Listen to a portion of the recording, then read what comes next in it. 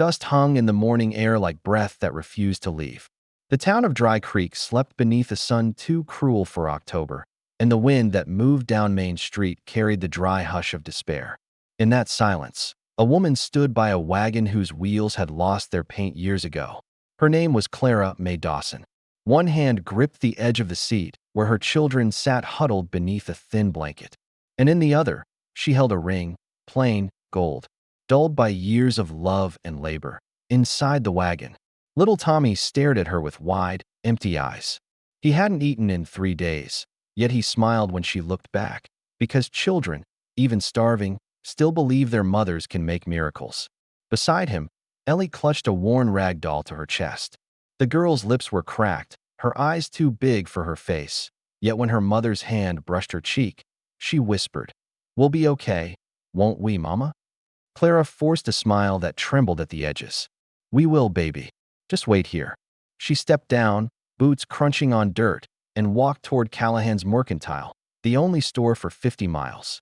The windows were half fogged with dust, and the air inside smelled of coffee and old wood.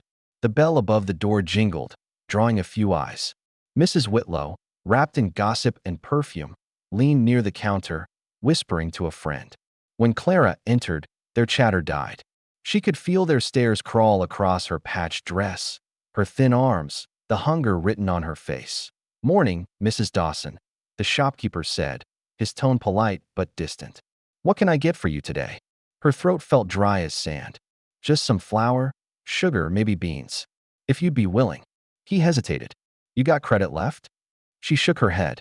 The silence that followed was heavy, broken only by the clink of a jar being set down somewhere. Slowly, she opened her palm and placed the ring on the counter. The metal caught a weak ray of sunlight, a flash of memory. Her husband's laugh, his promise to come home from the mines, the funeral that came instead. "It's all I got," she whispered. "Would you buy it?" Before the shopkeeper could answer, the floorboards creaked behind her. The sound rolled through the store like thunder. Every head turned as Rhett Callahan stepped in from the sun. They called him the Giant of Dry Creek. 6'4", broad as an ox, quiet as midnight. He was a man carved by the land itself, sun-scorched skin, calloused hands, eyes like still water hiding storms beneath. Clara had seen him once before, years ago, driving cattle through town, but he'd never looked her way. Now he did. Rhett's gaze moved from the ring to her trembling hand, then to her face. She couldn't meet his eyes. The silence deepened until even the flies seemed to pause. "How much you want for it?" the shopkeeper asked, clearing his throat. Rhett stepped closer, boots heavy on the wooden floor. He reached into his coat, pulled out a few crumpled bills, and laid them down. His voice was low, steady. "That'll cover her supplies. And she keeps the ring." Clara blinked, not understanding. I can't take your," he shook his head once. "Already been paid for once," he said softly, eyes flicking to the ring. "Don't sell what love already bought." The room went still again. Mrs. Whitlow's mouth opened, ready to speak, but Rhett's quiet presence silenced her.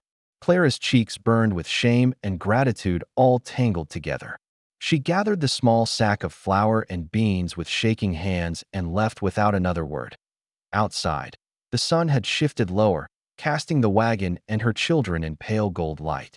Ellie looked up. "Mama, did he buy it?" Clara climbed up slowly. "No, sweetheart. He helped us." That night, they camped on the edge of town, near the Dry Creek bed where reeds rattled in the wind. Clara built a small fire, boiled water, and mixed the flour into something close to bread. When her children ate, their faces glowed in the firelight, crumbs on their lips, eyes soft with sleep. Clara turned her wedding ring between her fingers, watching it catch the faint shimmer of flame. She pressed it to her lips. The stars above were cold, but something in her chest had begun to thaw. There are moments in the desert where the soul drinks before the body does. The wind seemed to say, when kindness, so rare, feels like watered by morning. The gossip had spread faster than the dawn. At the well, Mrs. Whitlow's voice carried like a crow's call. "Did you hear? Widow Dawson begged Rhett Callahan to buy her ring. Poor thing, though I reckon she found other ways to pay." Clara felt every word like a thorn. She lowered her bucket, hands trembling. Pride burned through her like fever, but she said nothing. When Ellie asked why the other women wouldn't look at them, Clara only said, Some folks forget hunger makes honest people do desperate things. That evening, after tucking the children into their blankets, she sat alone and stared at the ring again. The shame inside her was a stone too heavy to carry.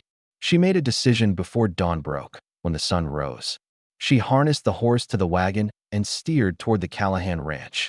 It was 20 miles of pale dust and ghost grass, the horizon trembling with heat. The ranch stood lonely at the edge of a dry river, fences splintered, a few cattle wandering like lost souls. Rhett was out near the corral, working with a young horse gone half wild. The animal reared, eyes rolling white, its flanks streaked with sweat. Rhett tried to calm it, his massive hands steady on the reins, but the beast kicked, caught his arm, and nearly threw him. Clara didn't think. She leapt from the wagon and ran, skirts tearing against thorns.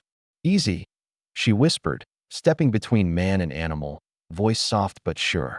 The horse's chest heaved, its breath hot and wild, but her touch, light, trembling, stilled it. Slowly its head bowed. The desert wind hushed. Rhett's chest rose and fell, his hat hanging in his hand. He looked at her, really looked, as if seeing her not as a widow, not as charity, but as something fierce and whole. "I came to earn what I owe," she said. Meeting his eyes at last, he nodded once, simple and solemn. "Then you'd best start with the fences," he murmured, voice roughened by surprise and something unspoken. Yes, she turned toward the corral, her children running ahead to explore the yard. The air shifted. The wind carried the faint smell of rain far off, and the world, so long parched, seemed to take a breath, and somewhere deep in that dry land, something began to grow again. Not crops, not grass, but the fragile, aching seed of hope. The days that followed drifted like dust over a slow river. Morning light spilled soft and honey-colored across the Callahan Ranch, touching the fences Clara mended, the water troughs she scrubbed, the pale curls of her children playing in the dirt by the porch. The air smelled of dry hay and horses. Rhett Callahan spoke little, but his silence had changed, no longer the silence of a man hiding from the world, but of one listening to it again. Clara worked until her hands blistered, and when Rhett offered to help, she refused gently but firmly. Pride still lived in her like a stubborn flame.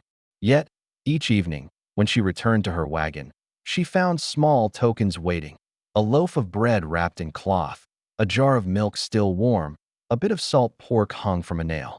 He never said it was from him, and she never asked.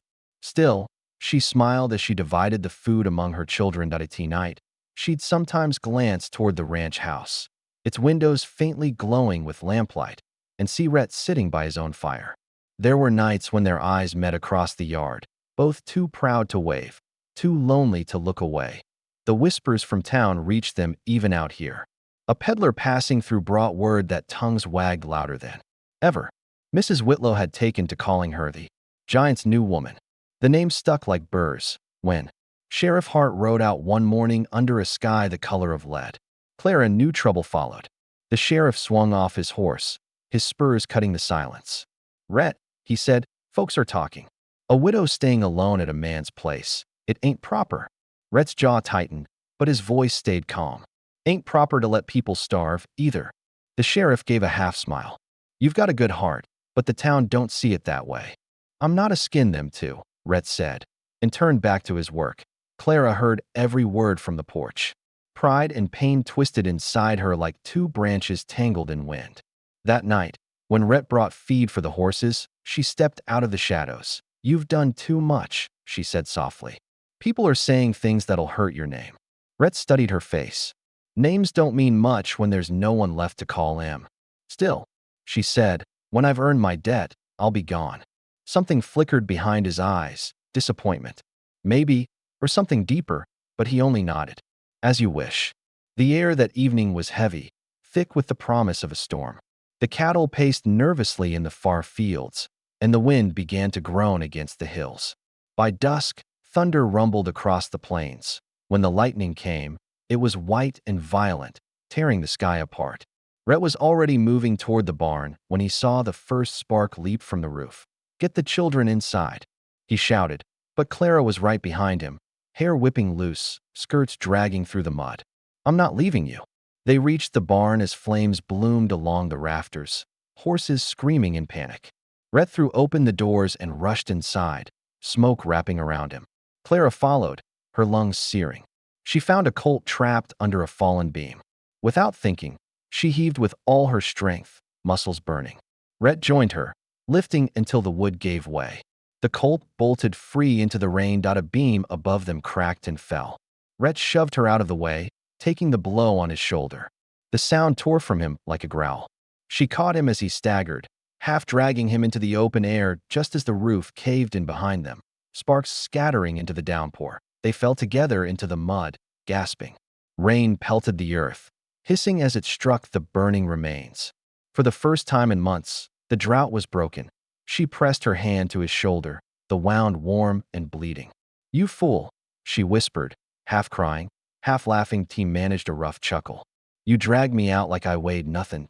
The rain ran down her face, mixing with tears. "You didn't know me this." His eyes found hers through the storm. "Maybe I did," he said, "for the way you looked at me like I wasn't something to be feared." She pressed a cloth against his shoulder, hands steady now. "Then we're even." The fire died, the rain kept falling. And for a long time they sat beneath it, two souls washed clean by the same mercy. By morning, the storm had passed, leaving a silver mist over the valley. The barn was gone, but the land smelled alive again, wet, hopeful. Clara helped Rhett to the porch, where her children slept curled together beneath a blanket. He winced as he sat down. "They deserve better than this hard world," he murmured. "They've got it," she said. "You helped give it back." He looked at her then, as if seeing something the rain had uncovered. "You could stay," he said quietly. "There's room here for all of you." For a moment she didn't answer. She turned her wedding ring between her fingers, its gold dulled by soot and rain. "I meant to sell this once," she said. "Now I think it's worth more than it ever was." He smiled faintly, one corner of his mouth lifting. "That's how things go, I reckon. The most broken ones shine when the sun comes back." Later that day, townsfolk came to see the ruin, their faces pale at the sight of the charred barn and Rhett's bandaged arm. Mrs. Whitlow whispered something sharp, but it died in her throat when she saw Clara standing beside him, her children at her skirts. Rhett nodded toward them and said simply, "They're part of the Callahan ranch now." No one spoke. The rain had a way of washing more than just dust from the land. It washed silence into understanding. By evening, the sky cleared. The prairie stretched gold again, dotted with puddles that caught the sunset. Clara stood alone by the fence, the wind lifting her hair. She looked out over the wet earth and smiled. Small, tired, real, from somewhere beyond the horizon. A voice seemed to whisper through the fading light. "Out here, love don't always come wearing flowers or promises. Sometimes it's a sack of flour bought with mercy. Sometimes it's a woman who stays when she could have gone. But the land remembers, the kindness, the courage, the quiet blooming of two hearts that found rain after drought." Clara looked down at her hand. The gold ring glinted, faint and pure, like a sunrise caught in a drop of water. She turned toward the house where her children laughed inside, and for the first time in a long while, she didn't feel poor anymore.